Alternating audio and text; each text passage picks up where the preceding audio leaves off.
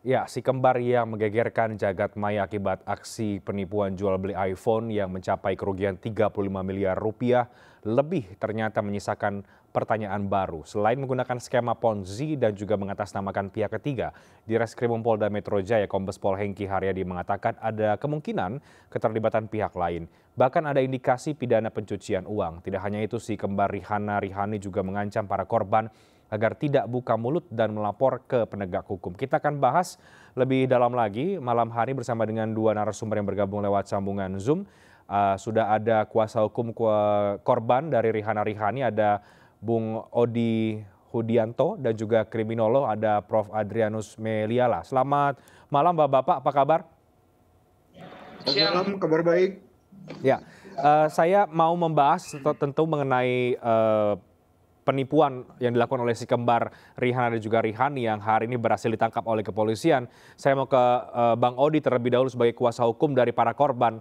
Apa yang Anda cermati dari penangkapan hari ini dan bagaimana kemudian para korban ini merespon penangkapan si kembar setelah mungkin 1 bulan lebih ini menjadi DPO? Ya, baik Bang Rehat, tadi memang sebelum jumpa pers oleh Kabid Humas dan Direktur Krimum, kami memang sempat papasan ya, ketemu dengan Rihana Rihani, korban juga bertemu, dan situ memang korban itu melampiaskan kemarahannya dengan umpatan-umpatan yang misalkan balikin uang gue segala macam ya. Jadi poinnya bahwa para korban itu memang udah cukup lama, setahun lebih ya, menunggu proses ini berjalan. Barulah setelah viral di bulan Mei, itu kelihatan Polda Metro Jaya itu kerjanya cepat. Begitu. Nah, setelah ada penangkapan, maka teman-teman itu memastikan, korban itu memastikan untuk datang ke Polda, bertemu sama Pak Hengki ya, untuk menanyakan tentang tindak lanjut percepatan perkara ini bisa dilimpahkan ke pengadilan. Satu. Yang kedua juga korban itu meminta pada Polda Metro Jaya untuk melakukan perlindungan hukum kepada para korban. Karena apa? Salah satu dari korban itu sudah ada yang jadi tersangka, terdakwa di Pengadilan Negeri Tangerang. Ada 2 orang yang sedang proses di Polres Jakarta Selatan dan juga di Polres Tangsel sebagai pelapor. Nah, ini yang bikin jadi masalah. Kenapa? Karena korban itu bisa jadi tersangka. Gitu Bang Rehat. Oke, jadi apakah sekarang juga ada kekhawatiran atau ketakutan dari para korban yang lain bahwa dirinya bisa menjadi tersangka atau bagaimana Bang Adi? Betul, itu mereka semua dihantui dengan ketakutan bahwa ini gimana gitu ya, kita adalah korban. Kita hanya menerima uang dari pembeli dan kemudian dari uang pembeli langsung kita serahkan kepada Rihana Rihani. Kenapa jadi korban, kenapa menjadi tersangka?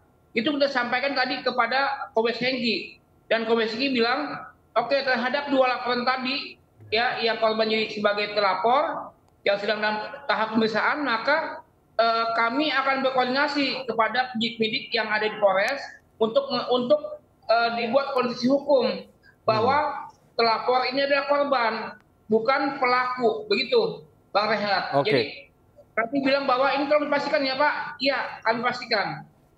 Oke, jadi harapannya adalah para korban ini justru dihilangkan status tersangkanya, Bang Odi, dan juga bisa dijamin proses hukum ini ke depan ini tidak akan terseret atau seperti apa? Karena ini kan kemudian menggunakan skema Ponzi, bahkan disebut memasang pihak ketiga, dan juga disebut-sebut juga bisa melibatkan pihak-pihak lain misalnya.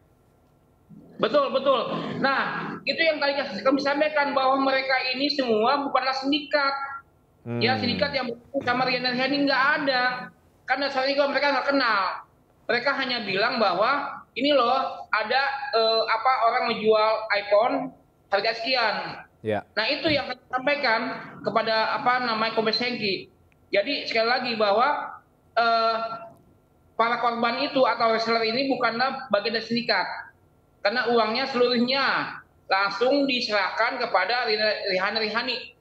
Itu Bang Rehat. Oke, jadi bukan sindikat ya, itu yang perlu kemudian digarisbawahi sehingga tidak bisa kemudian dianggap menjadi tersangka dari penipuan ini. Ini kan jumlahnya cukup besar ya Bang Odi, puluhan miliar. Yang Anda ketahui berapa orang sebetulnya yang mengatasnamakan dirinya sebagai korban? Begini, saya kuasa dari 8 orang ini ya, bahasanya mereka bilang tuh reseller ya. Oke. Totalnya itu 35M. Jadi ada yang ada kehilangan uang 6,4, ada 5,8, ada yang 2, ada yang 4, totalnya semua 35 lah gitu ya kurang lebihnya. Nah, itu kemudian kami jelaskan bahwa uang tersebut sudah diserahkan seluruhnya kepada Rihan-Rihani. Oke. Dan sekali lagi bahwa tidak ada keuntungan atau manfaat yang diterima oleh si para seller ini gitu loh, yang langsung dari korban nggak ada. Okay. Jadi mereka dapat untungnya itu, fee-nya itu dari Rihan-Rihani, bukan dari si pembeli iPhone. Oke. Artinya bahwa tidak ada harga yang atau uang yang mereka potong, nggak ada. Oke. Baik, saya mau mengelaborasi lebih jauh lagi dengan Prof. Adrianus. Prof, apa yang Anda cermati, Prof, dari kasus Rihan-Rihani ini secara proses hukumnya, dan juga yang jadi cukup menarik adalah bahwa korban ini justru ditersangkakan? Ya, saya menduga bahwa pada awalnya polisi kan sedang mencari atau menyusun mosaik nih.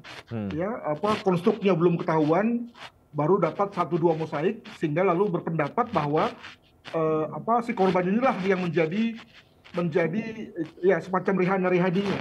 Yeah. Dialah otaknya begitu, sehingga kemudian dia ditersangkakan. Maka saya kira kebijakan dari Pak Hengki menjadi baik dan bijak sekali kalau misalnya kemudian lalu berkas yang sudah maju ini kemudian bisa ditarik. Masalahnya adalah bahwa kita lalu bicara mengenai bagaimana formatnya ya. Mungkin dalam hal ini karena sudah masuk kepada kejaksaan lalu menggunakan kewenangan deponirnya, misalnya begitu. Sehingga kemudian lalu korban ini menjadi korban bukan menjadi tersangka. Itu yang pertama. Yang kedua, saya kira ada kemungkinan nih, saya sebagai pengamat, bahwa pada awalnya Rihan-Rihani tidak menjadi penipu atau tidak punya niat menipu. Dengan kata lain, dia memang menjadi intermediary dari pihak lain yang memang menjadi pemasok, lalu dia menjadi orang yang ya oke lah mengaku menjadi pemasok juga, agen tunggal begitu dari handphone tersebut, lalu mulai mengundang orang untuk membeli dengan harga miring. Ya. Nah, maka kemudian pihak di bawahnya, pihak yang menjadi pembelinya kemudian lalu mencari pembeli juga, mengingat harganya miring, lalu kemudian menyetorkan kepada si Rihan-Rihani. Nah, si Rihan-Rihani karena tidak tahu sebetulnya berapa stok yang tersedia bagi dia, maka terdapat situasi mismatch. Dia dapat uang banyak sekali dari pembeli-pembeli yang sudah mengirimkan uang, sementara dia tidak punya pasokan, ya barang jadi iPhone-nya ada miss begitu. Nah, salahnya adalah bahwa kalau memang dia punya niat baik, maka segera kembalikan saja uangnya, mengatakan kepada pihak-pihak yang sudah store, saya kembalikan uangnya karena saya tidak bisa memberikan HP sebagaimana dijanjikan. Nah, di sini ada 2 kemungkinan. Pertama, dia masih berusaha ya, mungkin dengan cara mencari atau menunggu ada datang dari impor dari negara lain misalnya, atau yang kedua adalah mencari melalui pendekatan gali lubang tutup lubang. Dikatakan juga dalam versi polisi bahwa dia membuat satu usaha rental mobil kalau nggak salah, maka mungkin sekali dia mencari uang dengan cara itu untuk menutupi uang yang sudah dia pakai dalam rangka uang yang sudah diterima dari para korban. Mungkin begitu ya, sehingga kemudian dia terjebak dalam satu situasi sehingga kemudian secara formil material dia sudah dapat dianggap sebagai penipu, mengingat dia amat lambat dalam rangka berespons terkait dengan uang transfer yang sudah dikirimkan oleh berbagai pihak kepadanya. Begitu. Oke, mungkin dari analisis itu kemudian bisa dikaitkan bahwa pernyataan dari Kombes Hengki ada pihak lain sebetulnya ya, Prof. Adrianus, dalam mozaik penipuan reseller iPhone ini. Saya setuju dengan Pak Hudi bahwa ini kelihatannya memang hanya 2 orang ini saja yang menjadi pelakunya. Jadi mungkin ada kemungkinan bahwa dia memang mendapat janji dari pihak lain yang sebagai vendor ya, sebagai importir dari HP tersebut gitu. Dan kemudian dia lalu menyebut diri kepada semua orang bahwa dialah agen tunggal dari handphone tersebut ya. Dan karena dia adalah agen tunggal, maka tentu dia bisa jual dengan harga yang miring kepada reseller untuk dijual lagi. Di sini lalu memang repotnya sebagai reseller tentu dia tidak akan hanya membeli 1, 2, karena itu kan hanya untuk dipakai pribadi ya, tapi karena dia akan menjual lagi, maka dia tentu beli banyak ya, beli banyak agar kemudian bisa dapat margin begitu ya. Makanya kemudian lalu ada jumlah dari 15 orang yang tadi disebut oleh Pak Hudi, maka kemudian jumlahnya sampai puluhan miliar. Karena tadi handphone yang sudah dibeli itu memang akan dijual lagi. Nah, masalahnya tadi si Rihanna ini bukanlah importer itu sendiri yang tahu berapa stok yang tersedia gitu ya. Kalau saya sebagai importer maka tentu tahu. Saya punya 5.000 pieces misalnya, maka saya akan katakan pada semua orang, silakan beli 5.000 pieces. Nah, masalahnya karena dia nggak tahu, sementara permintaan besar sekali dari market. Nah, maka kemudian dia lalu ada mismatch antara permintaan dan stok yang tersedia. Sekali lagi, harusnya kalau memang dia punya niat baik, segera kemudian dia bilang bahwa tidak ada lagi barang, dia akan kembalikan satu persatu duit yang sudah masuk itu. Tapi itu yang tidak dilakukan oleh kedua orang ini. Oke, kita coba mendengarkan lagi ya bagaimana penjelasan dari Dirkrim Polda Metro Jaya Kombes Hengki Haryadi. Ini terkait dengan keterlibatan korban yang menjadi tersangka dalam kasus penipuan si kembar Rihanna dan juga Rihani. Masalah tadi ada korban yang reseller tadi ya, yang di Tangerang Selatan. Ya gini, kami juga adakan pemeriksaan hari ini juga terhadap saudara P. Kenapa yang bersangkutan bisa jadi tersangka dan ditahan? Ya, kami sudah konfirmasi juga ke penyidiknya. Ya, kita proaktif mencari hasil keterangan sementara. Ternyata saudara P ini selain menerima keuntungan dari R ini tersangka, dia juga setelah memberikan pada reseller berikutnya, dia mengambil keuntungan sendiri juga, jadi double, dari sini ngambil, dari sini ngambil. Paham ya kira-kira ya? Jadi dia ngambil keuntungan sendiri juga, ini hasil pemeriksaan sementara. Dan mens reanya ada, niat jahatnya itu ada. Ya, tapi masih kita dalami terus. Jadi sekarang kan sudah di pihak kejaksaan, hasil penelitian jaksa sudah bisa layak untuk disidangkan.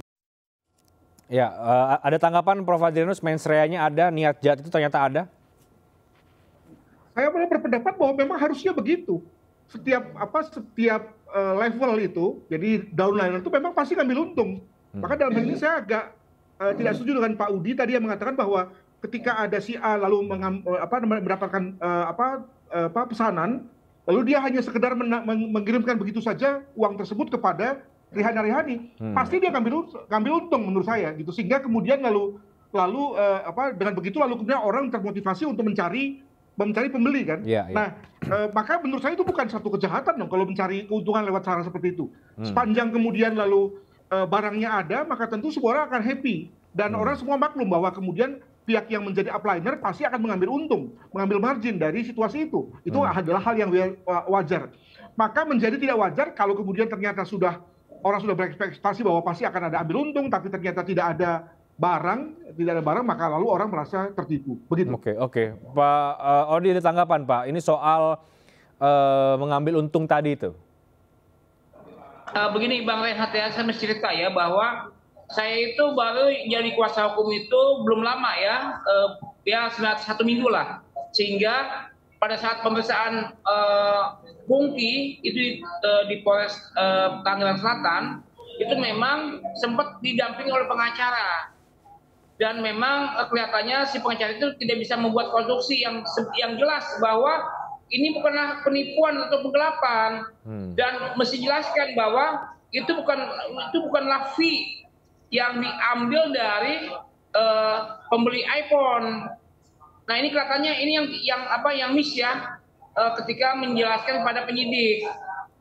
Itu juga tadi kami sampaikan pada Kombes Hengki bahwa ini nggak bisa Pak gitu kan, karena pada dasarnya adalah bahwa Pungki itu hanya menerima uang. Anggaplah misalkan 10 juta dari pembeli iPhone, uang itu langsung disetorkan kepada si Rihanna. Dari mana dapat fee-nya? Dari Rihanna, bukan dari si pembeli iPhone. Jadi salah kalau misalkan si Pungki dianggap potong uangnya si pembeli. Salah besar. Oke, bahwa kemudian yang tadi juga disampaikan Prof. Adrianus ya kan tentu mencari untung, itu kan memang hal yang lazim begitu. Apa penjelasan Anda? Ya. begini, memang ada untung, tapi untungnya itu didapatkan dari Rihan-Rihani, bukan dari hasil uangnya si pembeli iPhone. Itu yang saya bilang, Bang, kelihatannya waktu pemeriksaan di polisian itu salah menjelaskan dari Pungki ataupun dari kuasa hukumnya, begitu. Oke, jadi dari sisi para korban yang Anda pegang sekarang sebagai kuasa hukum gitu, bagaimana sebetulnya modus ini berjalan, modus penjualan pembelian dilakukan Rihan-Rihani yang melibatkan beberapa orang reseller yang kemudian sekarang juga melakukan pelaporan? Ya, jadi gini, Bang, bahasanya adalah gini, mereka tuh sama aja ya seperti agen properti lah, begitu ya. Mereka nggak pernah tahu rumah itu apakah rumah sengketa atau tidak, gitu loh. Mereka cuma menyampaikan bahwa ini loh ada distributor yang bisa menjual harga iPhone lebih murah dari harga pasaran. Cuma begitu, nggak ada iming-iming bahwa iPhone-nya itu tersedia atau iPhone-nya pasti sesuai dengan asli atau sebagainya, nggak ada. Oke. Gitu, Bang. Oke, saya kembali ke Prof. Adrianus. Prof, kalau tadi juga kita mengutip pernyataannya Kombes Hengki ya, ini kan masih akan terus didalami, masih sementara. Artinya tampaknya masih banyak hal yang perlu didalami lebih lanjut ya. Kalau kita mau melihat kasus ini, kebingungan yang dilakukan, kebingungan yang mungkin dihadapi oleh para korban juga, apa yang Anda cermati, Prof? Kembali tadi mengenai soal dari mana keuntungannya. Jadi kalau Mbak yang tadi disebutkan oleh Pak Udi itu hanya mendapatkan keuntungan dari orang-orang yang sedang menyetor dia, itu wajar, itu hal yang biasa. Tapi kalau dia mendapatkan fee dari Rihan-Rihani, maka itu berarti menjadi yang bersangkutan adalah accomplice, penyerta, bagian dari Rihan-Rihani. Iya. Karena dia mendapatkan fee dari dua orang yang menjadi otaknya, dari dadernya dalam bahasa pidana kan. Jadi serius ini, ya. Jadi kalau tadi pihak yang Mbak yang tadi sudah mengatakan menerima transfer dari 1.000 orang, itu lalu mengatakan bahwa dia hanya menyalurkan uang saja dan dia terima fee dari Rihan-Rihani, dia nggak bisa bilang begitu. Dia adalah bagian dari kelompok Rihan-Rihani. Kecuali kalau dia hanya mengambil fee dari bawah, dari orang yang sudah menyetor, itu adalah hal yang biasa. Jadi saya kira itu di situ saya kira perkembangan dari polisi mana yang benar, apakah yang satu saja, dua saja, atau dari atas saja, misalnya begitu. Itu yang pertama. Yang kedua, saya juga tidak yakin ini Ponzi, karena kalau Ponzi maka downlighter memang harus mencari peserta, ya. Begitu seterusnya, downlighter berikutnya juga harus. Sebenarnya yang ini kan tidak. Jadi antara Rihan-Rihani dan teman yang tadi disebutkan, lalu kemudian dengan 1.000 orang di bawahnya, itu hanya sedikit sekali dan bukan disebut sebagai downliner. Mengapa kemudian satu orang bisa mendapatkan 1.000? Karena tadi harganya murah, mungkin juga selama ini dikenal sebagai barangnya bagus, lalu kemudian orang sudah berpikir bahwa ini kalau dijual ulang bisa dapat margin gede nih, gitu ya. Maka kemudian orang berebut untuk transfer uang kepada Mbak tadi. Maka apakah itu lalu dapat disebut sebagai Ponzi? Kan tidak. Jadi saya kira oke lah, memang seolah-olah itu Ponzi, tapi sebetulnya ini bukan Ponzi, sebagaimana misalnya kalau kita sebut dengan kasus misalnya First Travel gitu ya, di mana akhirnya pada titik tertentu akan tumbang skema Ponzi tersebut, begitu. Oke, jadi kalau penjelasan seperti itu, ini merugikan sebetulnya bagi korban atas nama Pungki atau yang lain juga mungkin ya, Prof? Saya kira yang repot adalah Pungki ya, karena dia mau memposisikan diri sebagai korban, tapi dia mengatakan bahwa dia terima uang dari Rihan-Rihani. Nah, susah tuh untuk mengatakan dia sebagai korban, karena pasti dalam hal ini kepolisian tidak akan dengan mudah mempercayai begitu saja. Ini mohon maaf kepada Pak Udi kalau dari segi ini akan memberatkan klien Bapak ya, tapi dari segi saya begitu. Oke. Itu saja. Baik, Pak Udi, ada tanggapan Pak? Ya, cukup jelas ya. Jadi kembali lagi bahwa memang posisinya, karena saya nggak ikut waktu pemeriksaan di awal ya. Jadi memang posisinya adalah tentu yang tadi Pak Hengki bilang bahwa posisinya Pungki dan kawan-kawan itu adalah korban, sehingga konstruksi yang mesti dibangun oleh penyidik adalah ini korban, bukan sebagai pelaku gitu. Bahwa kemudian jika alasannya adalah menerima uang dari Rihana dan itu bisa masuk ke dalam dianggap bagian dari mereka, itu kan tadi penjelasannya Prof. Adrianus juga bisa memberatkan kan? Iya betul, memang begini, memang saya tidak ikut waktu pendampingan pemeriksaan Pungki di Tangsel, itu pakai lawyer yang lama. Jadi memang saya belum lihat nih bagaimana BAP-nya. Cuma masih seperti itu. Baik. Begini Pak Odi, jadi setelah si kembar ini berhasil ditangkap dan Anda berusaha menjelaskan bahwa klien Anda ini bukan bagian dari mereka, dengan situasi yang ada, apa langkah-langkah hukum yang akan Anda siapkan bagi para klien Anda ini? Ya, pertama tentu aja karena sudah ada blokir rekeningnya Pungki gitu ya. Jadi memang kami segera melakukan gugatan perdata ya untuk bisa menarik uang tersebut kembali kepada korban. Begitu, karena kalau nggak lewat gugatan perdata maka polisi atau kejaksaan itu tidak akan mengembalikan uang pada korban, Pak, gitu. Oke, saya ke Prof. Adrianus, Prof. Sekarang kita kemudian ke hal yang lain ya. Rekeningnya sudah diblokir dan kemudian disebut-sebut ada indikasi ini bisa mengarah ke TPPO. Apakah Anda melihat hal yang sama, Prof? Ya, lihat nanti dari hasil sidik polisi ya, apakah misalnya dari uang yang katanya 35 miliar itu sudah dibelanjakan apa begitu ya, maka ketika sudah dibelanjakan sesuatu, maka tentu itu menjadi benar konteks TPPO tersebut, itu pertama. Ya, atau yang kedua adalah bahwa kalau memang misalnya setelah menerima uang 35 miliar, lalu kemudian ada rekening yang dibuka, ya rekening baru dibuka oleh keduanya, maka dapat diduga bahwa rekening itu adalah rekening penampungan uang hasil kejahatan. Itu yang kedua. Ya terakhir yang saya mau juga katakan adalah bahwa saya agak lupa nih, bahwa kalau kita bicara mengenai pengembalian uang terhadap uang korban yang sudah terlanjur di-store kepada Pungki dan juga kepada teman yang sudah ditersangkakan itu, saya kira kita perlu menunggu ya, karena sebagaimana juga Pak Udi juga memahami bahwa tidak mungkin polisi bisa begitu saja mengembalikan. Tentu ada perintah dari pengadilan dulu, ada inkrah dulu, lalu kemudian jaksa mengeksekusi ya, sehingga lalu perlu kita memberikan semacam penjelasan kepada masyarakat ya, memang inilah situasinya dan kita harus bersabar begitu. Kita coba dengar juga bagaimana penjelasan Humas PPATK ya terkait dengan dugaan TPPO si kembar Rihana dan juga Rihani. PPATK sudah memblokir beberapa rekening terkait si duo kembar ya, tersangka pelaku penipuan iPhone, dan terus kita berkoordinasi dengan penyidik. Sampai saat ini PPATK sudah memblokir dari rekening yang ada itu senilai 86 miliar. 86 miliar bukan angka kecil juga. Saya ke Prof. Adrianus ini terakhir, Prof. Jadi menurut Anda apakah kemudian si kembar ini bisa dipidanakan, diancam jerat pidana pasal yang berlapis karena tampaknya cukup banyak. Tadi Kompes Hengki juga mengatakan mungkin juga bisa kena ITE bahkan. Saya kira bisa berlapis ya. ITE tentu karena dia memakai media ITE tersebut dalam rangka berkomunikasi, bertransaksi. Yang kedua soal penipuannya, dan yang ketiga soal kemudian hasil kejahatan itu lalu dibelanjakan, ditempatkan di tempat-tempat tertentu yang dapat diduga sebagai satu bentuk pencucian uang. Jadi saya kira bisa tiga-tiganya kemudian dikonstruksikan kepada yang bersangkutan. Saya setuju itu. Baik. Kita akan tunggu proses hukum berikutnya, Pak Odi dan juga Prof. Adrianus seperti apa. Karena tentu ada banyak korban yang menunggu kejelasan dan mungkin minta ganti rugi uang yang sudah hilang begitu. Kita akan lihat bagaimana proses hukum ke depan. Terima kasih banyak Prof. Adrianus Meliala, Pak Odi. Terima kasih untuk waktunya. Selamat malam, sehat selalu.